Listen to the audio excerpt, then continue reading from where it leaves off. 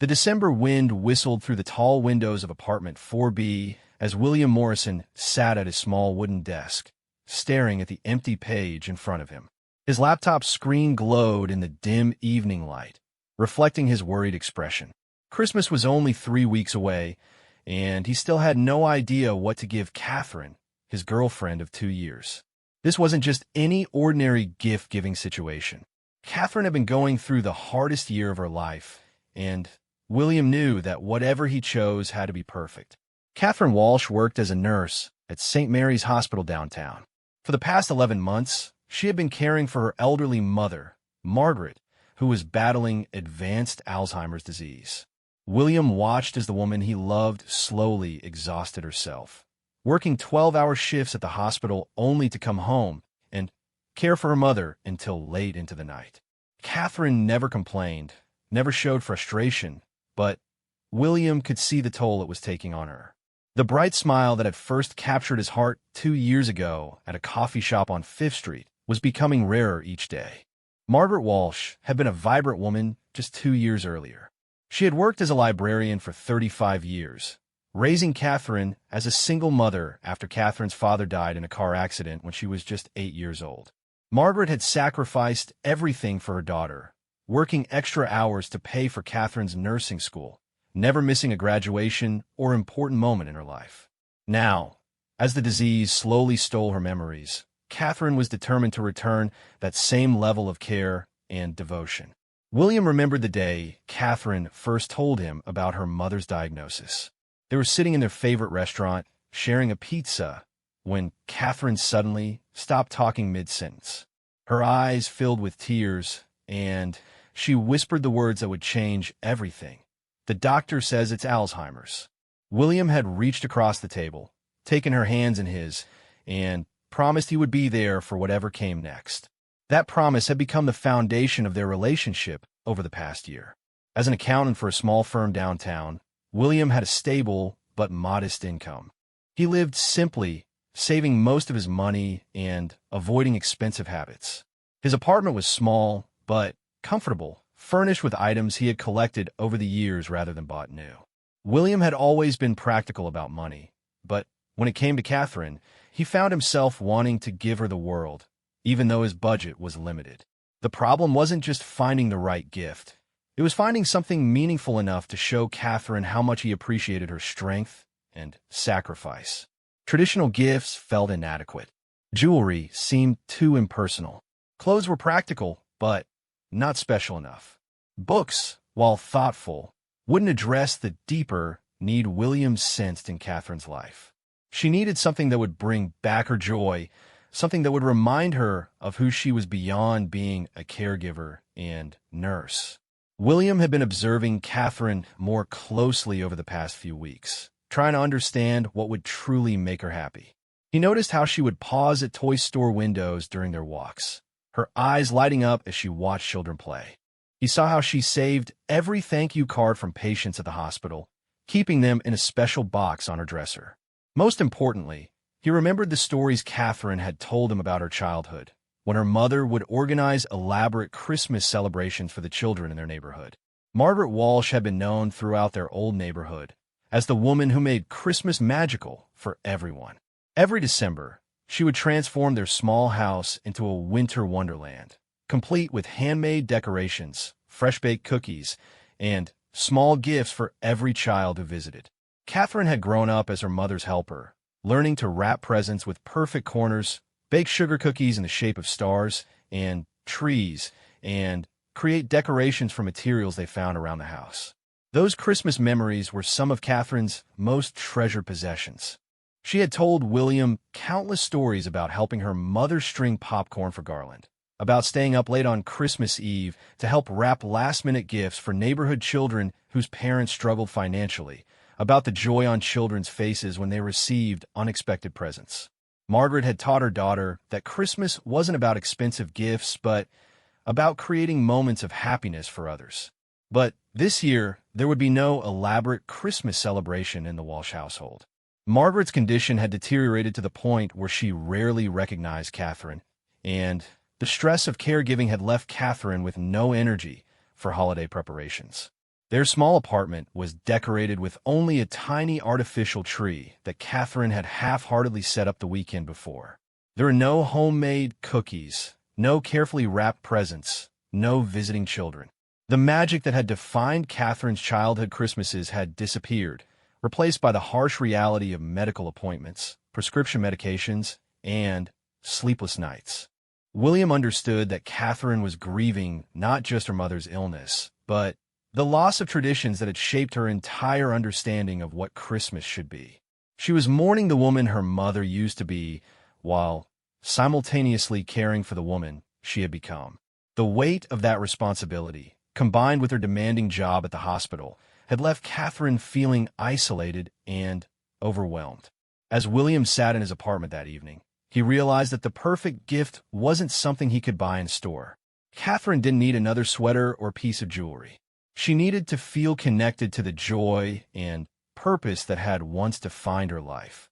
She needed to remember that despite everything she was going through, she still had the power to bring happiness to others, just as her mother had taught her. The idea came to him gradually, like pieces of puzzle falling into place. William began to imagine what it would look like to recreate the kind of Christmas celebration that Catherine remembered from her childhood. Not for her family, since Margaret was no longer able to participate in such activities, but for other children who might be spending Christmas in difficult circumstances. Children who, like Catherine once had been, would benefit from the kind of magical Christmas experience that Margaret Walsh had specialized in creating. William knew that Catherine had always talked about wanting to volunteer more, but her current responsibilities made it impossible.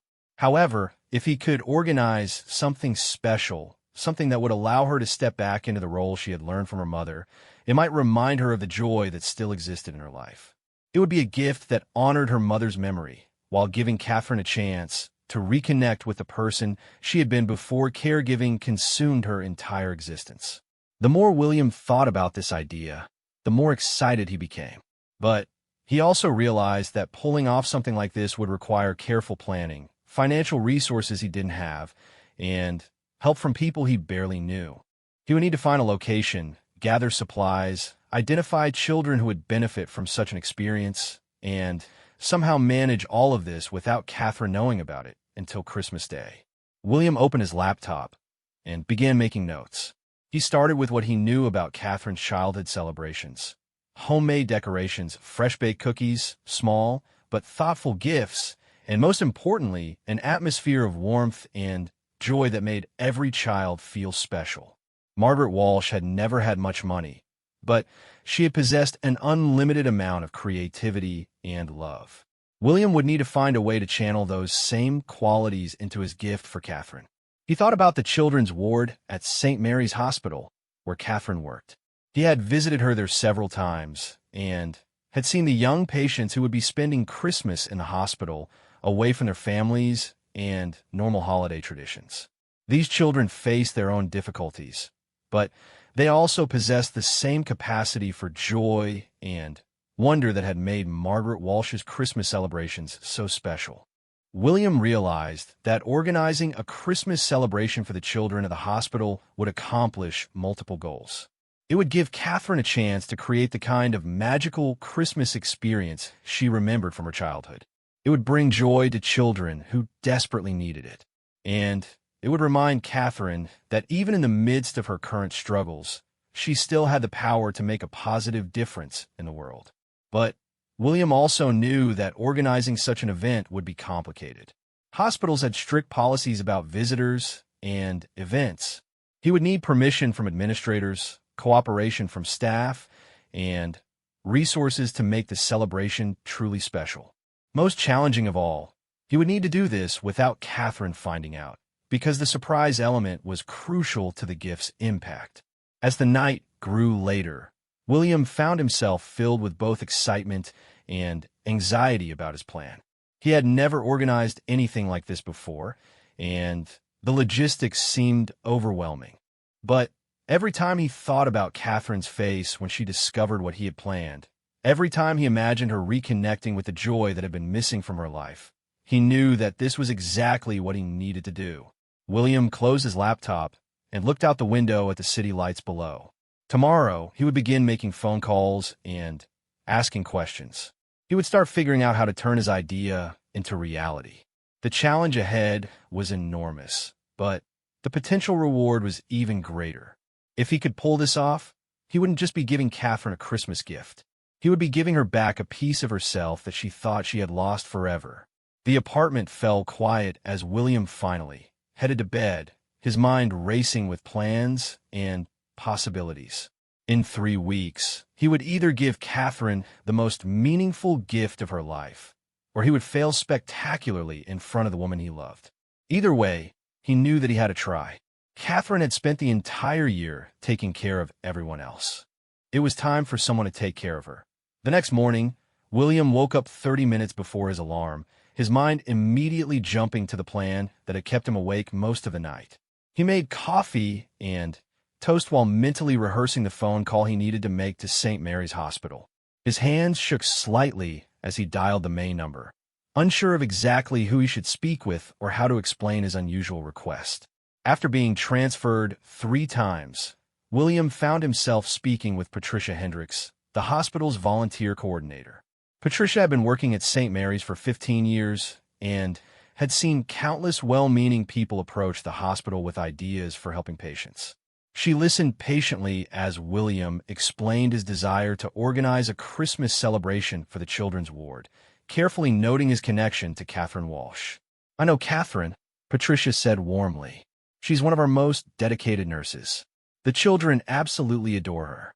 But organizing an event like what you're describing requires significant planning and approval from multiple departments. We have strict policies about food safety, visitor screening, and patient privacy. It's not impossible, but it's complicated." William felt his heart sink. He had expected some bureaucracy, but Patricia's tone suggested that his plan might be more difficult to execute than he had imagined. However, Patricia continued talking, her voice becoming more thoughtful as she spoke. That said, Patricia added, "Christmas is always a difficult time for our young patients. Many of them will be here through the holidays, away from their families, and missing out on normal Christmas traditions. If you're serious about this, and if you're willing to work within our guidelines, I think we could potentially make something happen." William felt a surge of hope. "I'm absolutely serious. I want to do whatever it takes to make this work. What I need to do." Patricia explained that any event involving hospital patients required approval from the pediatric department head, the hospital administrator, and the infection control team. All volunteers would need background checks and health screenings. Any food brought into the hospital would need to be prepared in a licensed commercial kitchen. Decorations would need to be flame retardant and approved by the safety committee. The list of requirements seemed endless. "I know it sounds overwhelming," Patricia said, sensing William's concern. "But if you're truly committed to this, I can help you navigate the process. We have about 2.5 weeks, which is cutting it close, but it's doable if you can move quickly on the paperwork and approvals." William spent the rest of his lunch break filling out forms that Patricia had emailed to him. Background check applications, volunteer agreements, event proposal documents. Each form required detailed information about his plans, his motivations, and his connection to the hospital.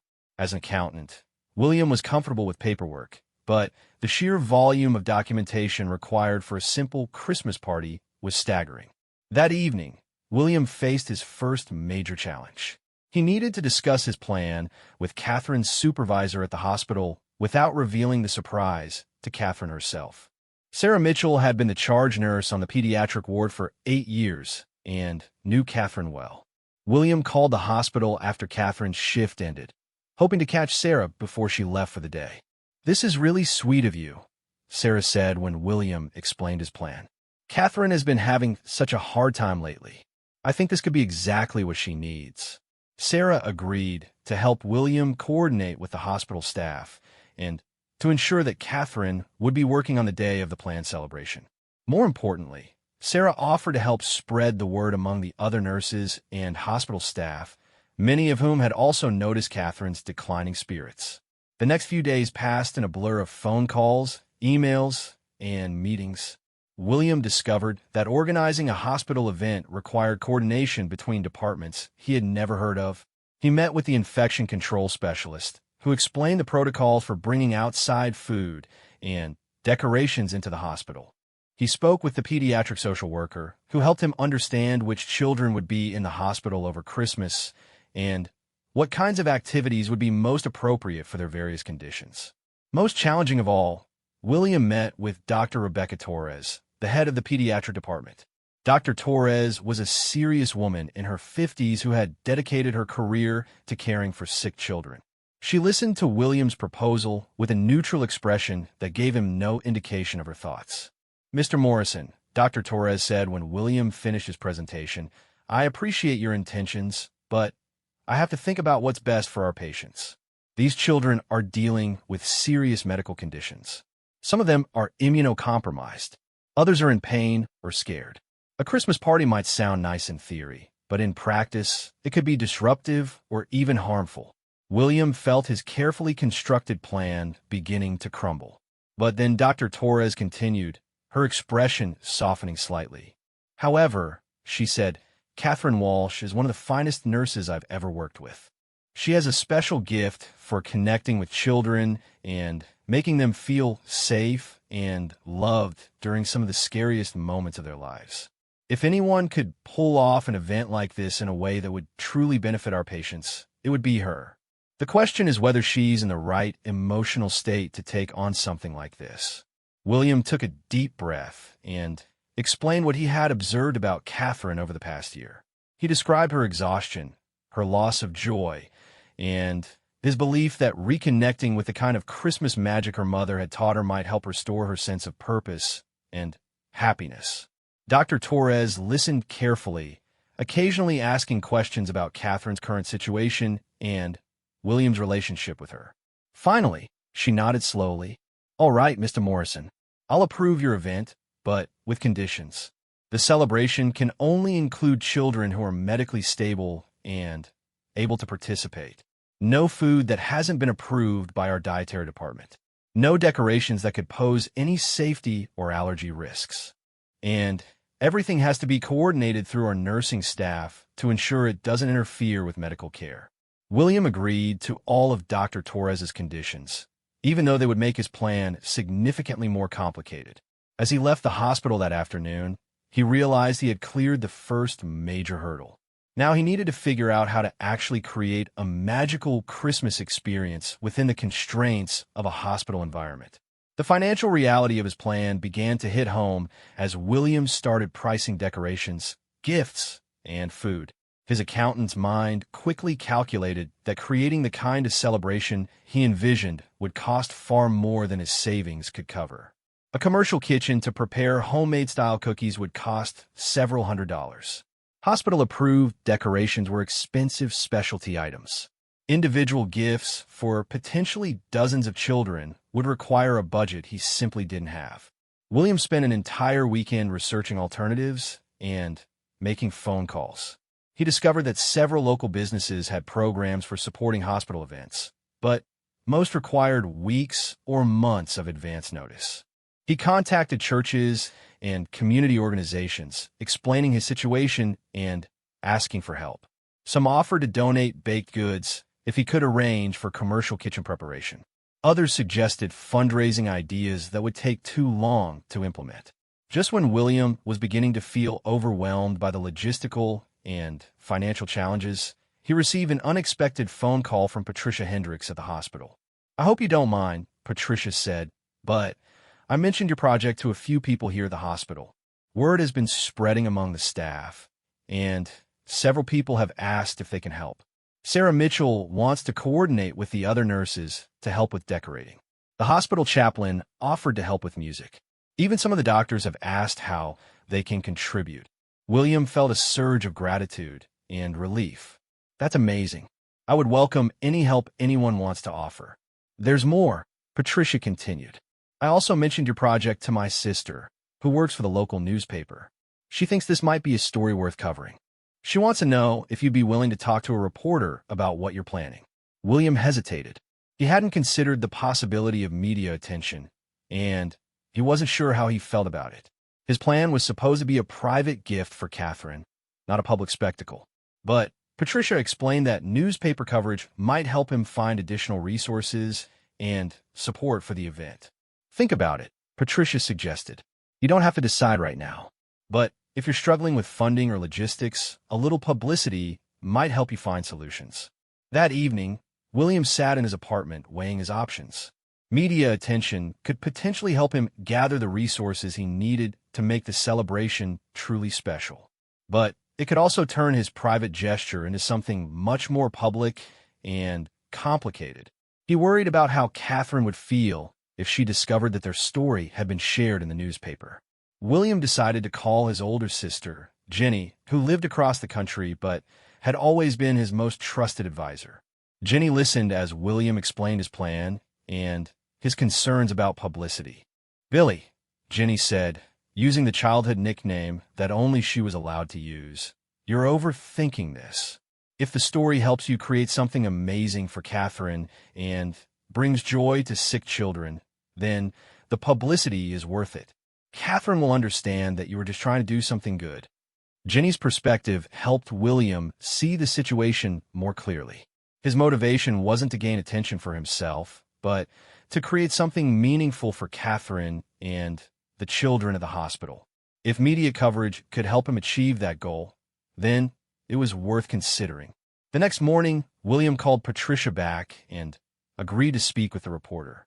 That afternoon, he found himself sitting across from Jennifer Walsh, a reporter for the local newspaper who had been covering human interest stories for 12 years. Jennifer listened as William explained his motivation for organizing the hospital celebration, occasionally asking questions about Catherine, their relationship, and the challenges they had been facing. "This is exactly the kind of story our readers love during the holiday season," Jennifer said as she finished taking notes. "A story about love, community, and the true meaning of Christmas. Would you mind if we followed the progress of your planning and covered the actual event?" William agreed, though he requested that the article not be published until after the celebration, to preserve the surprise for Catherine.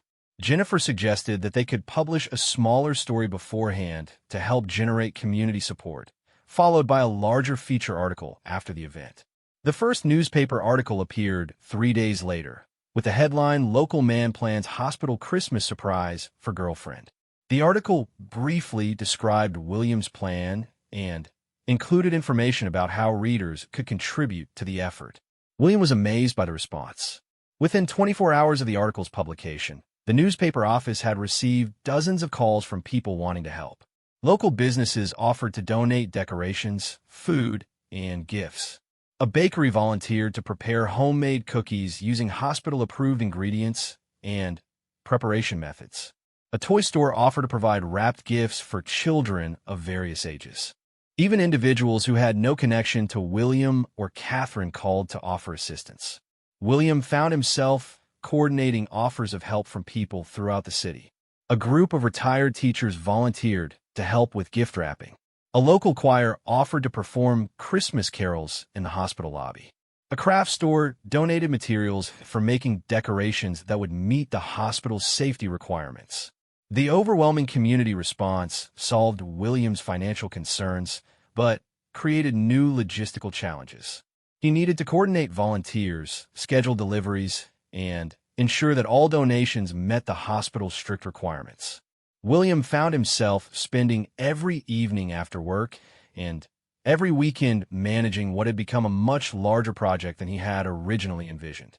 Despite the complexity, William felt energized by the community's enthusiasm for his plan.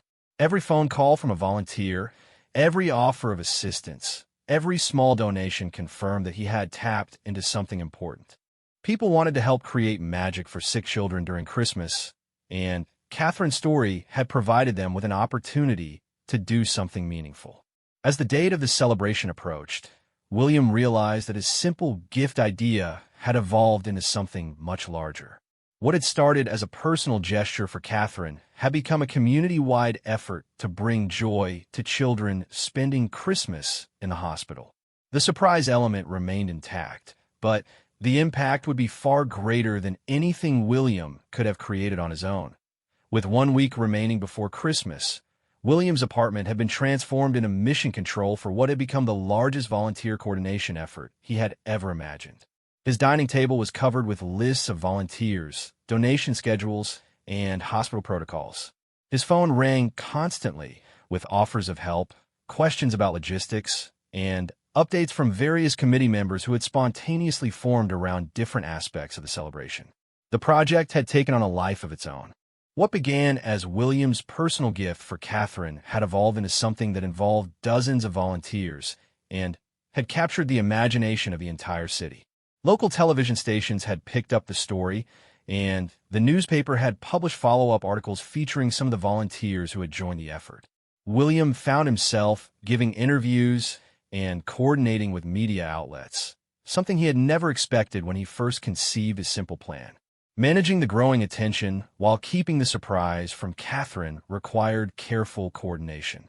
Sarah Mitchell, Catherine's supervisor, had become William's key ally in ensuring that Catherine remained unaware of the preparations happening around her.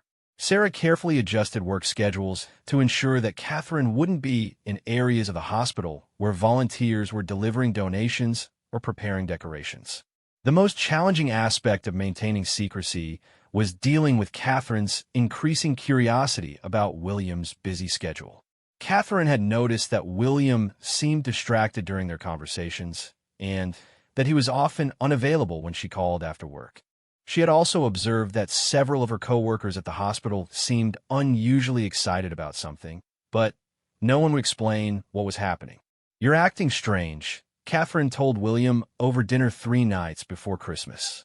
"And everyone at work is acting strange. Sarah keeps smiling at me like she knows something I don't. Even Dr. Torres seemed unusually cheerful when she stopped by the nurse's station yesterday. What's going on?" William felt his heart racing as he tried to deflect Catherine's questions without lying to her directly. "I've just been busy with some year-end projects at work," he said, hoping his nervousness wasn't obvious. "And maybe people are just excited about Christmas." Catherine studied his face with the same attention to detail that made her such an excellent nurse. "William Morrison, I know you well enough to know when you're not telling me something. Are you planning some kind of surprise?" "Why would you think that?"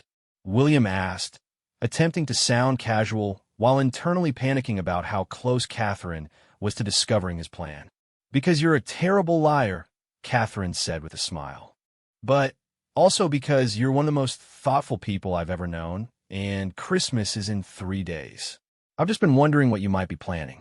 William realized that Catherine's questions weren't born of suspicion, but of affection.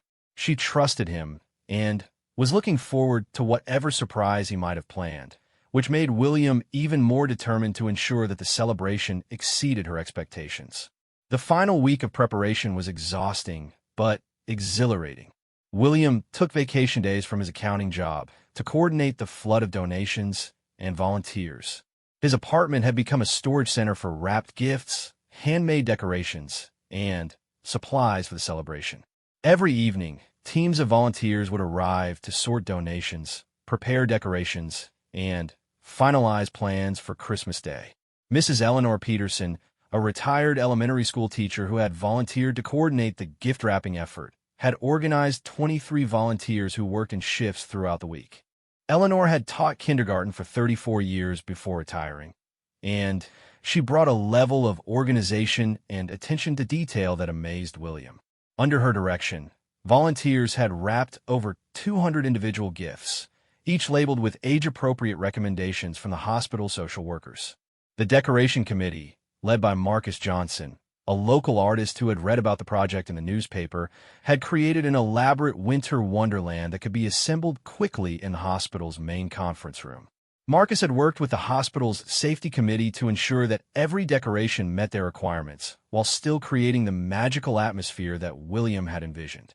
Food preparation had been coordinated by Rosa Martinez, who owned a catering business and had volunteered her commercial kitchen for preparing homemade cookies and other treats.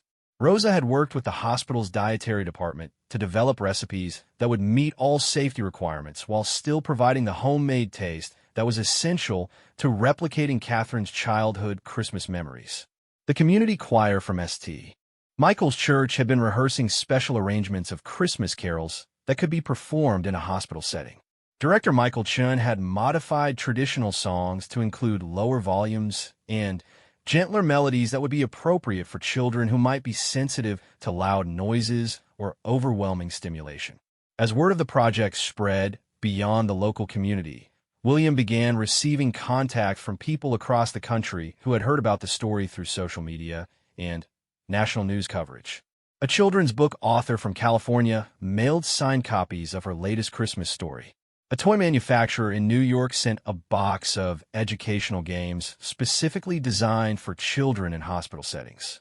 A group of military families from a base in Texas organized a fundraising effort and sent money to help purchase additional gifts. The national attention was both gratifying and overwhelming. William had never expected that his personal gesture for Catherine would resonate with people hundreds of miles away. But as he read emails and letters from strangers who had been touched by the story, he began to understand that his plan had tapped into something universal about the desire to create joy for others during the Christmas season. Dr. Rebecca Torres, who had initially been skeptical of William's plan, had become one of its strongest supporters as she observed the positive impact the project was having on hospital staff. Nurses were volunteering their own time to help with preparations. Administrative staff were offering to work extra hours to ensure the event ran smoothly. Even doctors were participating, with several volunteering to dress as Santa Claus and help distribute gifts. "I've never seen anything like this," Dr. Torres told William during a planning meeting 2 days before Christmas. "This project has brought our entire staff together in a way I've never experienced. People are excited about coming to work. They're talking about the celebration as if it's the most important thing we've ever done here. You've given us all a reminder of why we chose to work with children in the first place." The pediatric social worker, Amanda Price, had been working closely with William to ensure that the celebration would be appropriate for each child who would participate.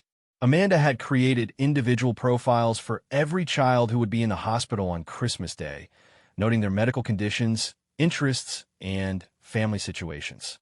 This information guided the gift selection process and helped volunteers understand how to interact with each child in ways that would be most meaningful.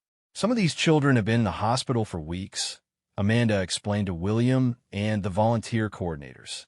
"They've missed birthday parties, school events, and normal childhood experiences. This celebration isn't just about Christmas gifts. It's about reminding them that they're valued and loved by people beyond their immediate families." The media attention had also brought some challenges. William found himself fielding interview requests from television stations and newspapers from across the country. While he appreciated the coverage for the awareness it brought to the project, he was concerned about maintaining focus on the children and Catherine rather than on himself. William made a point of redirecting interview questions toward the volunteers who were making the celebration possible and the hospital staff who cared for the children year-round. One particularly meaningful development was the participation of families whose children had previously been patients at St. Mary's Hospital. Several parents who had spent Christmas in the hospital during their children's treatments reached out to William after reading about the project. These families brought a unique perspective to the planning process, sharing insights about what had been most helpful to them during their own hospital experiences. Jennifer Walsh, the newspaper reporter who had first covered the story, had been documenting the entire planning process. She had interviewed dozens of volunteers, hospital staff members, and community supporters. Her articles had helped generate much of the national interest in the project, and she was planning a comprehensive feature story that would be published after the celebration. This story has become about much more than just a boyfriend planning a surprise for his girlfriend, Jennifer told William during one of their planning sessions. It's become a story about how communities can come together to create something beautiful for children who need it most. The response from our readers has been unlike anything I've seen in 12 years of journalism. As Christmas Day approached, William found himself dealing with a mixture of excitement and anxiety that kept him awake most nights. The celebration had grown far beyond anything he had originally imagined, which meant there were more things that could potentially go wrong. Weather could prevent volunteers from arriving. Supplies could be damaged or delayed. Technical problems could disrupt the carefully planned schedule. But William's biggest concern remained Catherine's reaction to the surprise. Would she be overwhelmed by the scale of what he had organized? Would she feel uncomfortable with the media attention? Would the celebration remind her too much of her mother's current condition and the traditions they could no longer share together? William had discussed these concerns with Patricia Hendricks, who had become his closest advisor throughout the planning process. Patricia had worked with countless families dealing with serious illness and grief, and her perspective helped reassure William that he had made the right choice. Catherine is going to be amazed by what you've created, Patricia told him. But more importantly, she's going to see how many people have been inspired by her story and her dedication to caring for others. Sometimes when we're deep in the middle of difficult situations, we lose sight of how much we matter to other people. This celebration is going to remind her of her value, not just to you, but to her patients, her coworkers, and her entire community.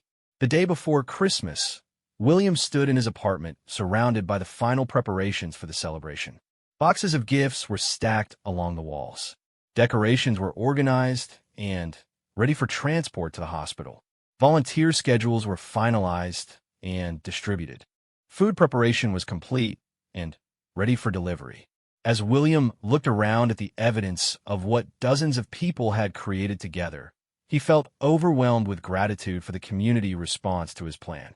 His simple idea to help Catherine reconnect with joy had become something that would impact not only Catherine, but also dozens of sick children, hundreds of volunteers, and thousands of people who had followed the story through media coverage.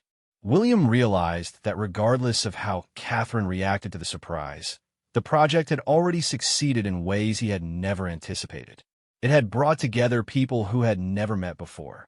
It had reminded an entire community about the importance of caring for sick children. It had demonstrated the power of small acts of love to inspire large movements of compassion. Tomorrow would be Christmas Day. In less than 24 hours, Catherine would discover what William and the entire community had been planning for her. The celebration would either be the perfect gift William had dreamed of creating, or it would be a well-intentioned gesture that had grown beyond his ability to control. Either way, William knew that he had put everything he had into trying to bring joy back into Catherine's life. Christmas morning arrived with a light snowfall that transformed the city into the winter wonderland that William had been trying to create inside the hospital.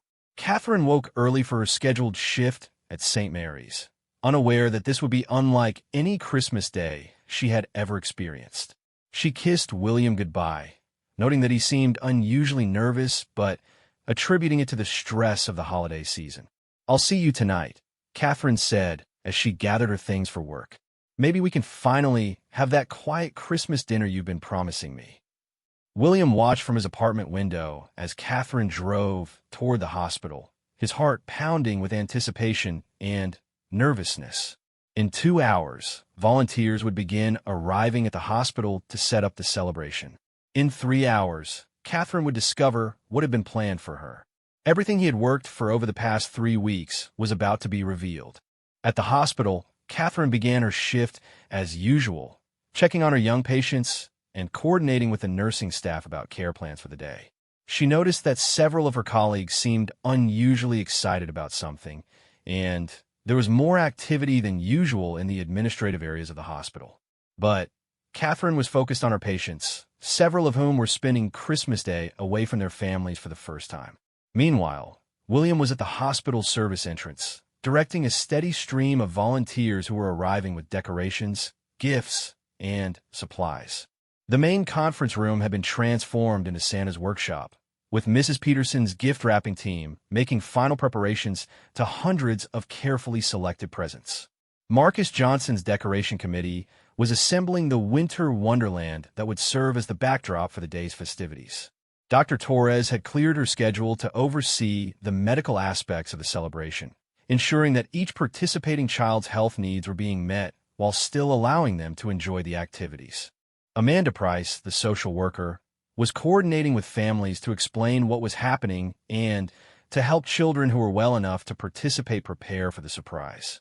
At 10:30 in the morning, Sarah Mitchell approached Catherine at the nurse's station with what appeared to be a routine request.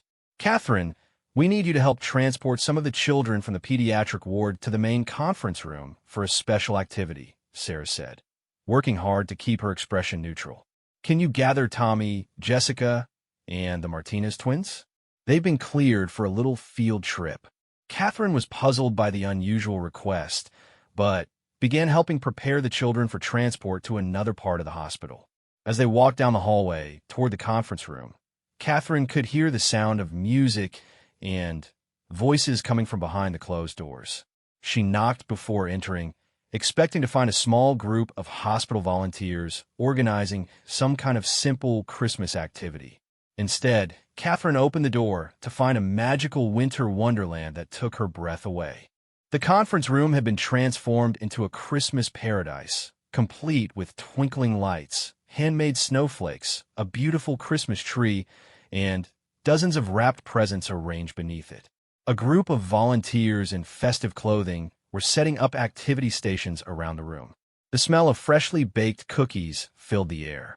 But most surprising of all, standing in the center of the room wearing a nervous smile and holding a sign that read, "Merry Christmas, Catherine," was William. Catherine stood frozen in the doorway, her mind struggling to process what she was seeing. The children she had brought with her immediately began exclaiming with delight at the magical scene before them. But Catherine couldn't speak. Tears began streaming down her face as she realized the magnitude of what William had organized.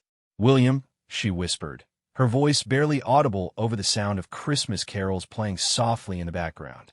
"What is all this?" William approached her slowly, his own eyes filling with tears as he saw Catherine's reaction. "It's your Christmas gift," he said softly. "I wanted to give you back the magic your mother taught you how to create." As Catherine looked around the room, she began to recognize faces she knew from the hospital. Sarah was there, along with several other nurses from the pediatric ward. Dr. Torres was helping children select gifts from under the tree. Patricia Hendricks was coordinating with volunteers who were setting up craft activities. Even the hospital chaplain was there, preparing to lead the group in Christmas carols. "I don't understand," Catherine said, wiping tears from her cheeks. "How did you organize all this? When did you plan this?" William took her hands in his and began explaining how the idea had developed over the past 3 weeks. He told her about his conversations with hospital staff, about the community volunteers who had donated their time and resources, about the businesses that had contributed supplies and food. As he spoke, Catherine's amazement grew. "You did all this for me?" she asked, her voice filled with wonder. "I did it because I love you," William replied, "and because I've watched you give everything you have to taking care of everyone else. I wanted you to remember how it feels to create joy for others, the way your mother taught you." Catherine looked around the room at the children who were already playing with volunteers and exploring the various activity stations. She watched as Tommy, a 7-year-old who had been in the hospital for 2 weeks with a serious infection, carefully selected a wrapped present from under the tree with the help of Mrs. Peterson. She saw Jessica, a 10-year-old cancer patient who rarely smiled, laughing as she decorated cookies with Rosa Martinez. "This is exactly what my mother would have done," Catherine whispered, her voice filled with emotion. "This is exactly the kind of Christmas she used to create for children in our neighborhood." Over the next several hours, Catherine threw herself into the celebration with an energy and joy that William had not seen from her in months. She helped children select gifts, led craft activities, participated in carol singing, and told stories about Christmas traditions. She moved through the room with the same natural grace and warmth that had made her such an effective nurse, but now she was creating moments of pure happiness rather than simply providing medical care. The celebration exceeded everyone's expectations. Children who had been confined to hospital rooms for weeks were able to play games and interact with other children. Families who were spending Christmas in the hospital found themselves part of a larger community of support. Hospital staff members who had been working through the holiday discovered that they were participating in something that reminded them why they had chosen careers in healthcare. Dr. Torres found herself particularly moved by watching Catherine interact with the children during the celebration. "I've always known that Catherine was an exceptional nurse," she told William during a quiet moment. "But seeing her like this, creating joy rather than just managing illness, reminds me of why we all went into medicine in the first place. This is what healing really looks like."